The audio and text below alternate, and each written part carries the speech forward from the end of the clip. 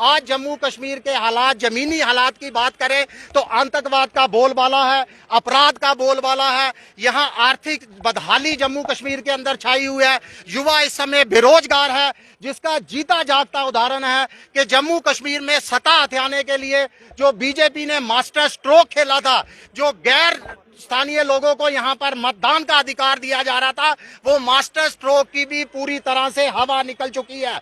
यानी देश के किसी भी कोने से कोई भी नागरिक आज जम्मू कश्मीर में बसने को तैयार नहीं है।